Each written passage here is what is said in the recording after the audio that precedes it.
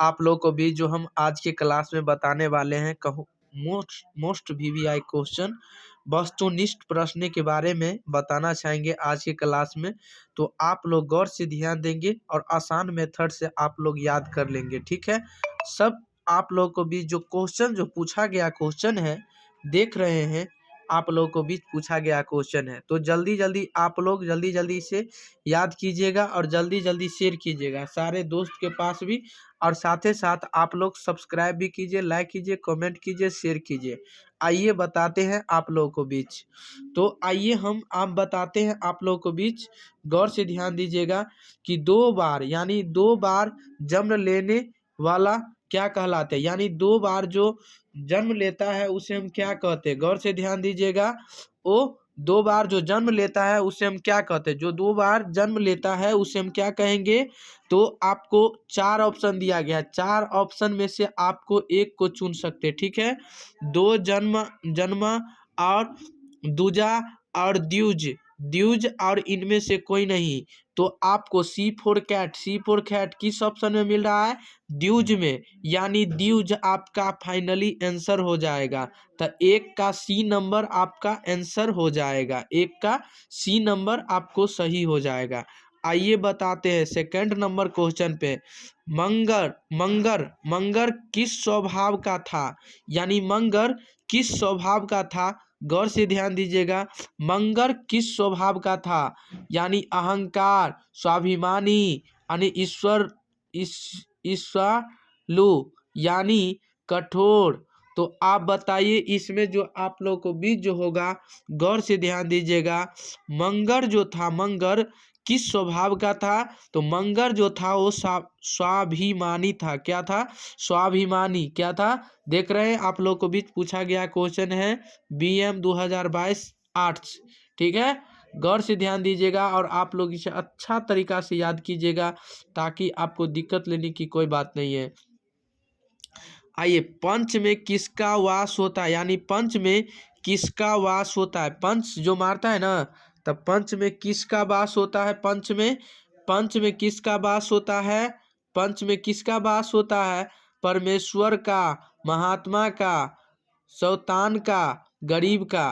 क्या चीज का होगा। गौर से ध्यान दीजिए, गौर से ध्यान दीजिएगा आप लोग, गौर से ध्यान दीजिएगा मेरे प्यारे दोस्त, गौर से ध्यान दीजिएगा।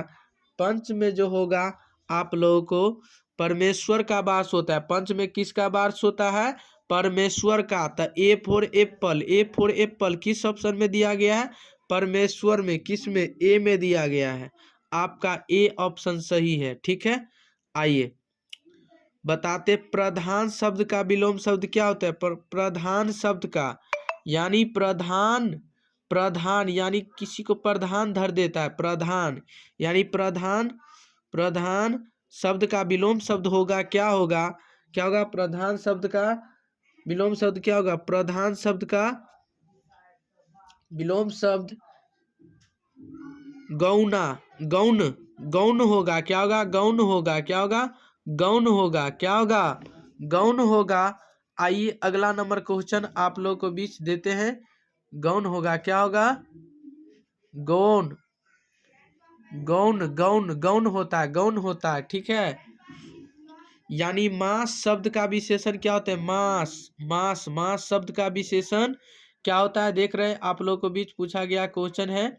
गौर से ध्यान दीजिएगा और गौर से याद कीजिएगा और आसान मेथड से याद हो जाएगा। मास शब्द का विलोम शब्द क्या होता है, मास शब्द का विलोम शब्द क्या होगा।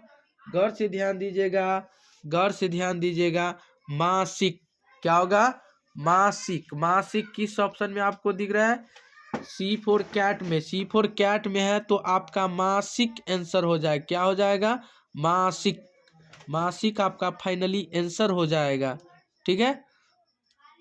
प्रसिद्ध हिंदी कवि रहीम का पूरा नाम क्या है, यानी प्रसिद्ध हिंदी कवि रहीम का पूरा नाम क्या है। गौर से ध्यान दीजिएगा, गौर से ध्यान दीजिएगा मेरे प्यारे दोस्त और भाई और बंधु। तो आपको यानी प्रसिद्ध हिंदी कवि रहीम का पूरा नाम जो होगा अब्दुर हरदीम, मतलब अब्दुर हिम अब्दुल हिम खाना खान खाना खान खाना क्या हो जाएगा? खान खाना हो जाएगा। क्या हो जाएगा?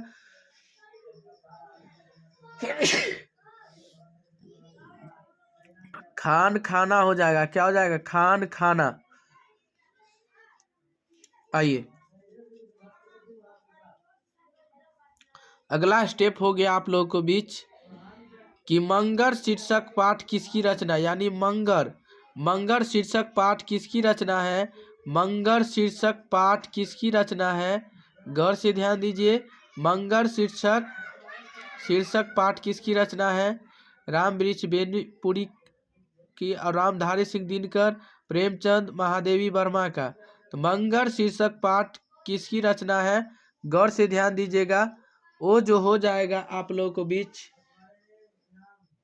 मंगर शीर्षक जो पाठ किसकी रचना है? A for Apple. A for Apple किस ऑप्शन में दिया गया है?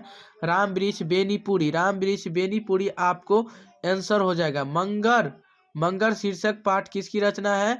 राम वृक्ष बेनीपुरी का। किसका? राम वृक्ष बेनीपुरी का। क्वेश्चन आप लोग को भी देख रहे हैं, पूछा गया क्वेश्चन है।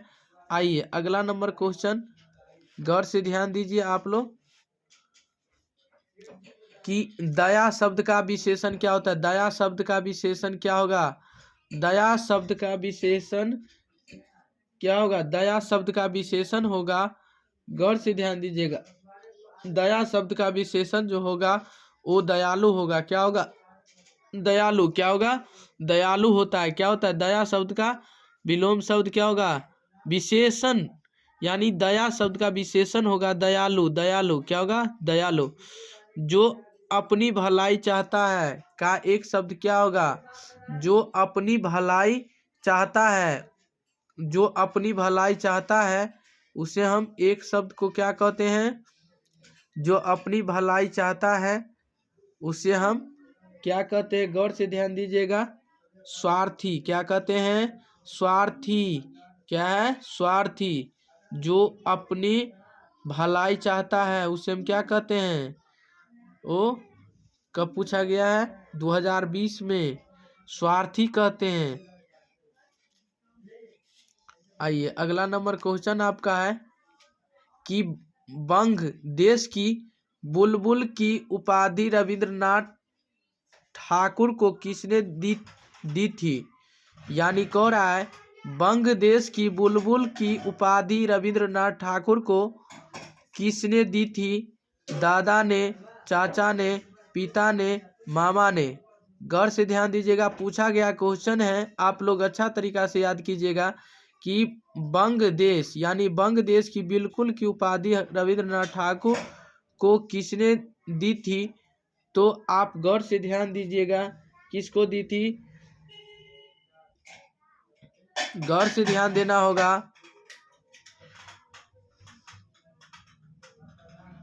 तो आपको सी फॉर कैट किसमें मिल रहा है? पिताजी ने। पिताजी ने दिया था। किसने दिया था? पिताजी ने दिया था। किसने दिया? पिताजी ने। आइए अगला स्टेप है आपका कि मंगल शब्द का विशेषण क्या होता है? मंगल शब्द का विशेषण, मंगल शब्द का विशेषण क्या होगा? मंगल शब्द का आपका विशेषण हो जाएगा, मंगल शब्द का विशेषण हो जाएगा, गौर से ध्यान दीजिएगा, मांगलिक। क्या होगा? मांगलिक। मांगलिक। मांगलिक होगा। क्या होगा? मांगलिक होगा। आइए पांचवा कलम पुस्तक किस लेखक की रचना है? यानी पांचवा कलम पुस्तक किस लेखक की रचना है? गौर से ध्यान दीजिएगा, बहुत मोस्ट वीवीआई क्वेश्चन है, आप लोगों को बीच पूछा गया क्वेश्चन है, ध्यान दीजिएगा। तो हरिशंकर परसाई। हरिशंकर परसाई होगा। क्या होगा? हरिशंकर परसाई। हरिशंकर परसाई हो जाएगा। क्या हो जाएगा? हरिशंकर परसाई हो जाएगा। आइए अगले नंबर स्टेप बताते हैं, छायावाद में के कितने आधार मानते हैं? यानी आप लोग को बीच नीचे जो दिया गया है, छायावाद के कितने आधार यानी माने जाते हैं, यानी आधार माने जाते हैं, तो छायावाद के कितने आदर्श संतव माने जाते हैं? 4, 3, 8, 2। तो गौर से ध्यान दीजिएगा, आप लोग को भी 4 माना जाता है, 4 माना जाता है। क्या माना जाता है? 4 माना जाता है।